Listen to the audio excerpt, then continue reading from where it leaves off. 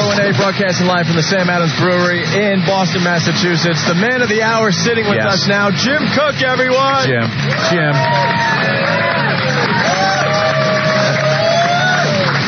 Wow, a little free beer. I feel like a hero. VH1 felt like filming this interview. Yes. I know. They don't know what they're in for, I'll tell you right now. My dreams of running for political office are over. Something tells me... It's getting recorded, we are dead. That ended a while ago. Jim, you're in this suit that I guess you wore in the dunking tank? Yes. Now, you're still wet, full of beer, and that was 2-month-old beer that you were being dunked into? It was actually 5-month-old beer. 5-month-old beer. We had to do something with it. It didn't meet our freshman standards. We pulled it off the shelf. The choice was either we give it to a needy fraternity or I take a bath in it. So I went into the tank. But you couldn't change. I mean, I've been busy. I've been following Darva around, like cleaning up after you guys. Did she offer to marry you yet for your the fortune, the Sam Adams fortune? No, the smell of the beer kind of put her off a little bit. Well, she does have some standards. Okay, now making her way to the O&A booth, Darva. Here comes Darva. She's had a very long day, Opie. Conger. Very long day. I got to say, this woman is a trooper. Yeah, she's had a very long day. 9 in the morning. She's been on 45 radio stations. You've done 45 shows? Guys like us all day long. You've done 50 radio shows today? Yeah. What are some of the crazy things people have been asking you? Well, if I told you that, you might ask me, and then I'd have to get mad and walk off again. Well, we've heard that, too. We've heard you've been a little upset with some of the people that have been on the show. There's been 3 that I've been less than impressed with, but 3 out of 50 is not so bad. Yeah. What did they say that pissed you off? The number is about to go up to 4, so get ready. No, this is my thing. You guys can ask me anything you want. All I ask is just talk to me like a human being. I'm human. I have feelings. And don't ask me about things that you wouldn't ask somebody, your sister, your mother, whatever. Yeah. You should see some of the conversations we have with sisters. And I imagine. Pretend I'm the sister that you really wouldn't want to talk that way to. Because I don't get into it. It's not my deal. No. See, that's what I don't understand to some point, though. Like, somebody who's gotten the fame that you've gotten, the way you've gotten it, you should have this ultimate sense of humor to be able to put up with what people are going to ask you. Well, first of all, I have an issue with someone telling me what I should or should not have, because when I you got an issue with that question. No, I'm just saying. Let me continue. Okay, I don't mean that in an adversarial way. Go ahead. All I can tell you is the person I have been and the person I always will be, there's certain things I'm not comfortable talking about. Yeah.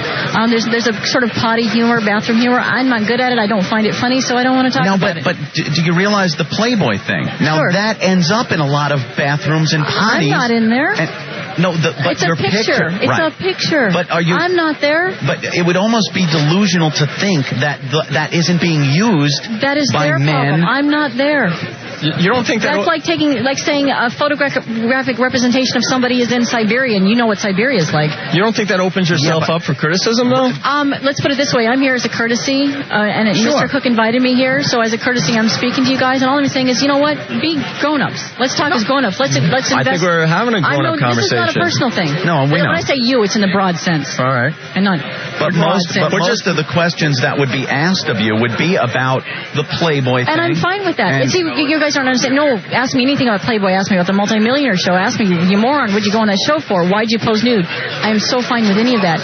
Don't ask me what noises I make when I eat. Don't ask me weird sexual questions. That's what that's kind of entertaining. No, it's not entertaining the audience. to me. Someone asked you what noises you make when you eat? Well, I sort of edited it for the consumption. You eat something. Oh, okay. Do you understand where I'm going? Noises you make when you have sex? No. No, I'm just asking. Is that what they asked you? No.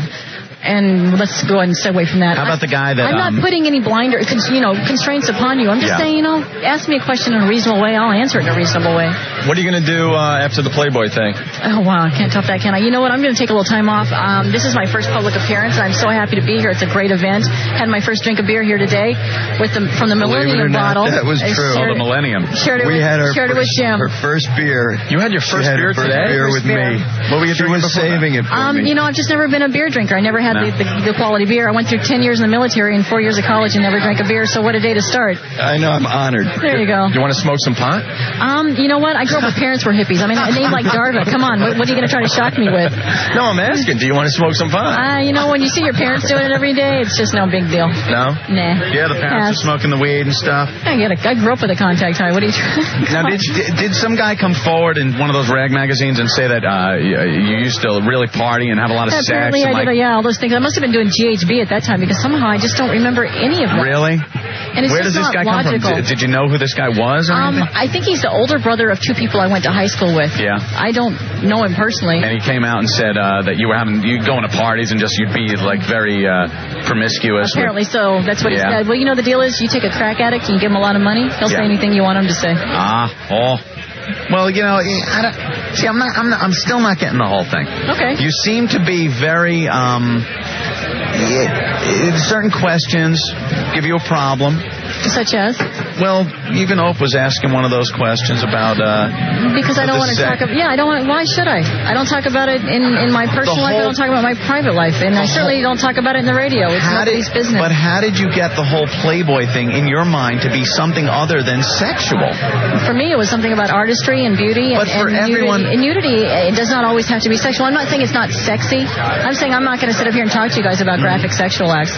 And if that's the way you go, I'm sure there's a million people. All these people here. They'll talk to you about it. You think the average person picks up Playboy to see the art in the pictures? That's crazy. With all due respect, I don't care what they pick it up for. You did that so you could justify making the money. With all due respect, okay, you guys going to talk to me or going to talk to each other? If you interview me, I'm here. I'm right here. Now she's getting pissed off. I'm right here. No, I'm not mad. No, I think you're doing that to justify, I'm doing what was okay for me. The photos are okay with me. To keep your celebrity status going. My celebrity status, yeah. I know. We all laugh at that. So I can continue to do these things because this is so much fun.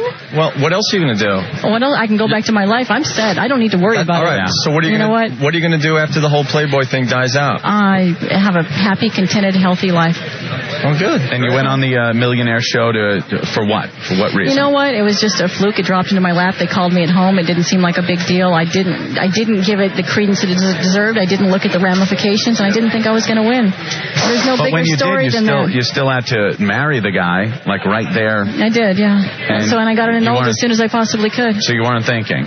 I wasn't thinking. It seems like the publicity is a big thing with you, or the money is a big thing with you. So why did you? The whole thing is publicity and money. That's the whole show. So what other reason? You're continuing to go on it in such an illogical manner. I don't even know how to talk to you about it. No, I'm saying it doesn't make any sense. The show is based on publicity and money. So what did you do it for? If you presuppose that I knew I would win, which there was no way to know. Going on the show. There was no money for going on the show. Oh, no one else made money at all? No. No, not even scale.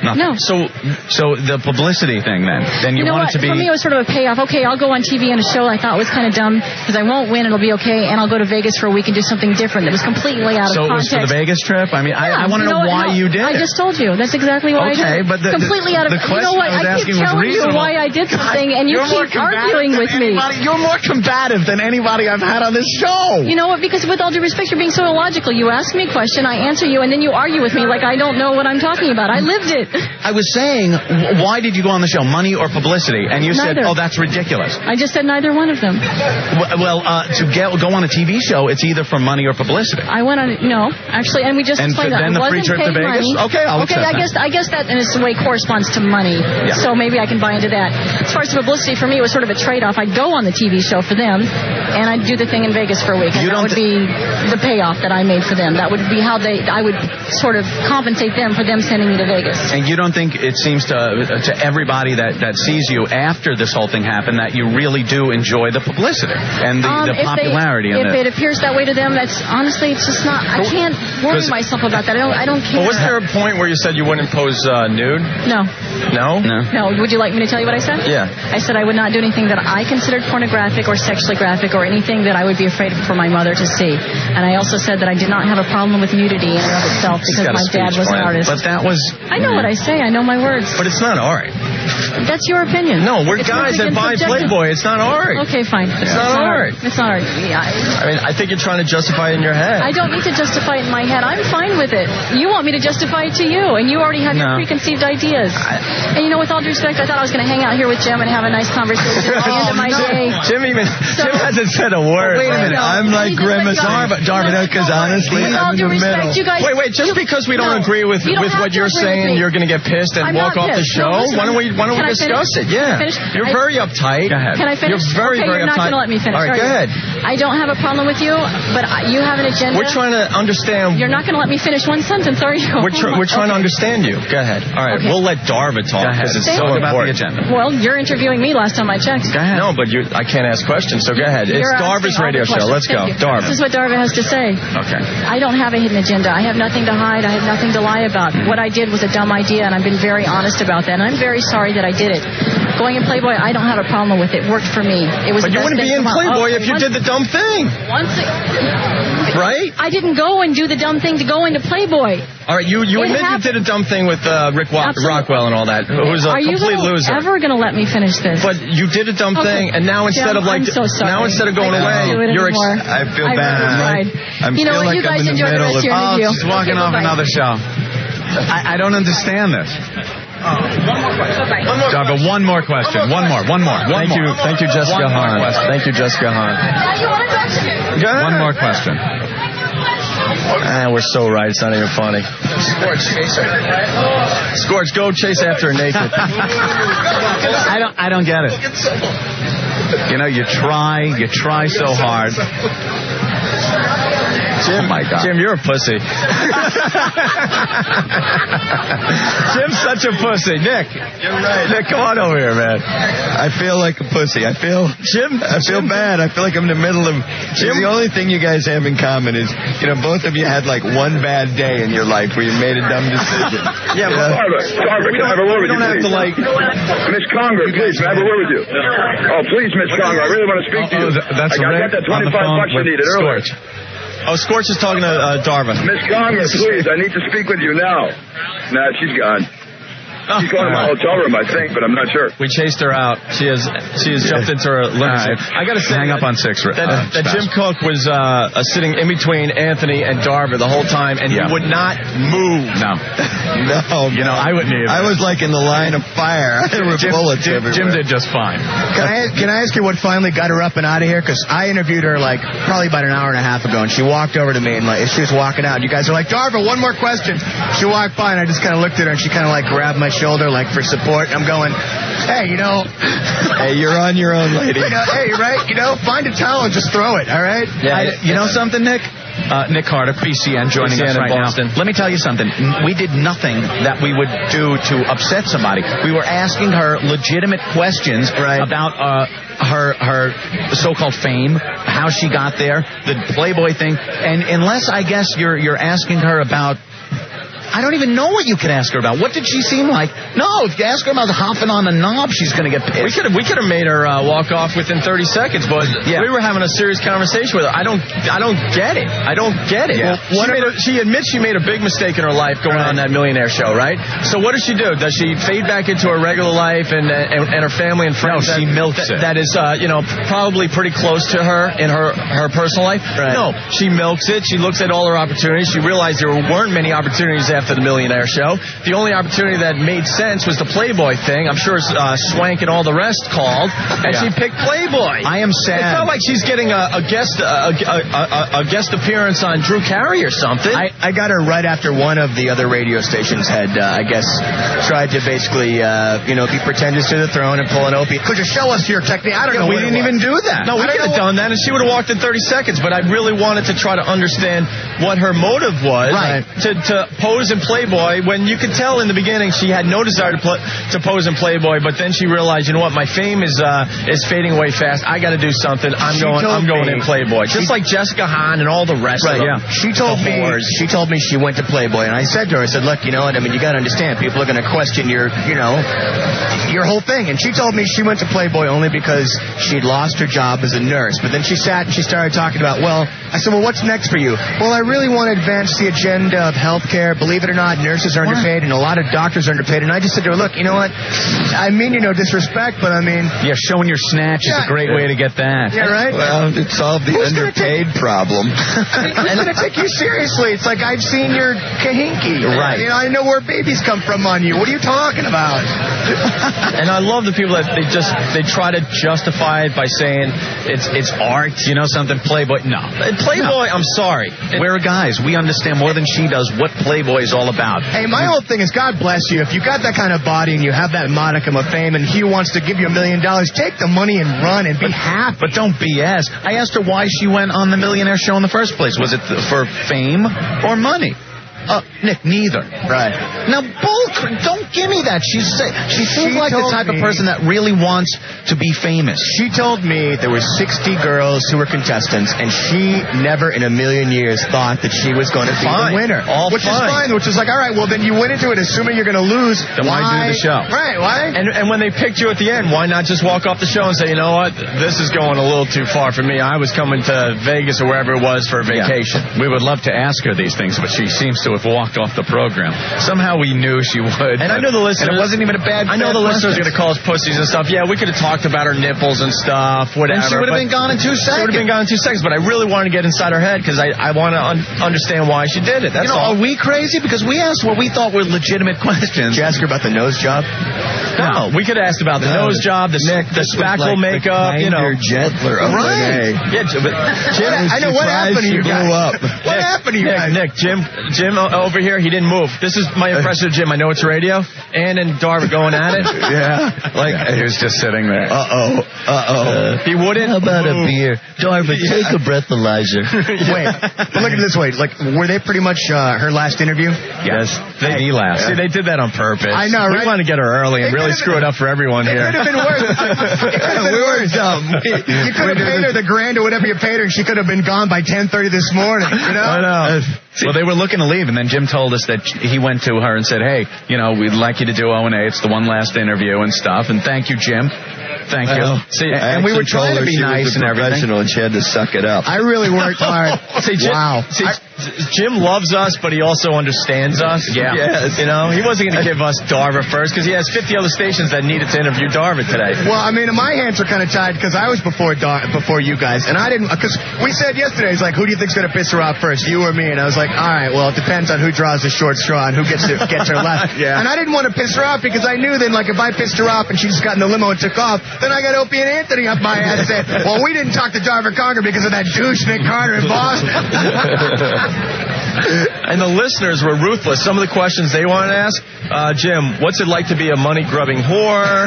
Yeah, that's a good one. Would you take my allowance for oral? Can't wait for her to walk, throw her off the show. Stuck-up pig, throw her off. Let's make Darva cry. Darva, will you marry me for my insurance money? Mandy saying that Darva did it for charity reasons. Darva actually is Mother Teresa. And some people saying within a year she'll end up in porno. And she needs another Prozac. Do you think it'll be that girly porn, that like real politically correct soft core? Yeah, that she could call art. Right. I know she could label it art. All right. I'll make the Darva Conger prediction here, okay? Another 3 or 4 months goes by. She realized, oh, my God, no one's paying attention to me. So she'll get the boob job. Oh, that'll be it. The breast implant. Everyone's so now Hugh Hefner wants her back in Playboy to show off her brand new fun bags, a la Jessica Hahn. Right. And bye-bye, another throwaway celebrity. Goodbye. I'm sick of the throwaway celebrities in this goddamn country of ours. Yeah. Well, that was the thing. It's like when they came over, like her handlers came over, and there was and I was telling Jim this, like, there was like 3 of them that came over, and they're like, all right, please be nice to Darva, blah, blah, blah. And I'm going, does this bitch think she's Cindy Crawford? Who is she? I know. That's what it is. How do you get handlers and that you have to be nice? What's nice? Right. We were asking her questions that were nice. Yeah, we could have said, can it be off she goes in the limo? Yeah, 3 words and she could have been gone. And Darva, spit or swallow. Would have been over right there. Yeah. Did we do that? We could have done that. No. Well, she could have easily done that. She told me she would answer any question I would ask her as long as I asked it in a polite manner. So basically, I could have asked her politely if she liked anal, but I didn't. Right. I mean, there's a million different ways to do that. If you want to be an outrageous teacher, you're a hero. But I mean, it's a little deeper than that. I really wanted to try to understand, what was going on. And she got, we're trying to put a finger on the pulse of the listener and ask the questions we think the listeners want to hear. And she was getting very defensive. Oh yeah. At every turn. And it's like, all right, you've been through 50 stations, I understand, but you either answer these questions because the only reason you're famous is because of the questions I'm asking you. Hey, let's go to line. She gets all fed up. Let's go to line 4 because Gina is very surprised. She's like, you guys were extremely professional. Gina, what's going on? Hi, guys. You guys were totally awesome. I thought I was listening to Tom Brokenjaw or something. We were reining it back just for her benefit. It was easy prey. She was like the gazelle with the broken leg. We didn't want to go there. We wanted to really, kind of like tease her with our paws a little bit before we went in for the kill. Bat the seal around like the killer whale does for a while before you eat it, That was too easy for Aunt and I, but Jesus. What is she, something? Everybody she's had interviews with has had some kind of problem. Where she's had a problem with these people. The Today Show, everything. Was she looking at Jim Cook to sort of like, Daddy, save me? Yeah. A little bit. And Jim wasn't even having it. He was just like, I'm enjoying my cherry wheat. I'm just having a beer. You're on your own, lady. You're paid in full. Your check is cleared. Don't even worry about it. Limo. Suck it up. Suck it up. You're a professional. Suck it up. Right. And by the way, spit or swallow. All right. Well, there's our Darver interview. Exclusive Darver Conger interview. Tom Brokaw. NBC Nightly News. I don't think anyone's surprised she walked off our show. Yeah. Hell, she walked off the show in Minneapolis, Minnesota, and they're not doing outrageous radio. She's just an uptight bitch. Tell the truth, you look forward to this all day, don't you? We knew it was going to happen. I mean, it's no surprise. Tom Brokaw, NBC Nightly News. My music's too loud. Darva Conger walks off at yet another talk show. How come when she comes on NBC Nightly News with Tom Brokaw over my show, I could have sat there and said, hey, Darva, spit or swallow? Akbar went down off of the Achille Laurel. Little news reference from NBC Nightly News. Thank you. I was biting my tongue, too, because I had some atom bombs, but I'm like, no, you know what? I'm just gonna get to her on a very, very intelligent level. We have the last line that she said when she walked up the show. Oh, really? Here she is. Screw you guys, I'm going home. All right, sounding like Cartman. Stay there. It's O&A broadcasting live from the Sam Adams Brewery in Boston, Massachusetts. Live from the Sam Adams Brewery in Boston, Massachusetts. Live from the Sam Adams Brewery in Boston, Massachusetts. Live from the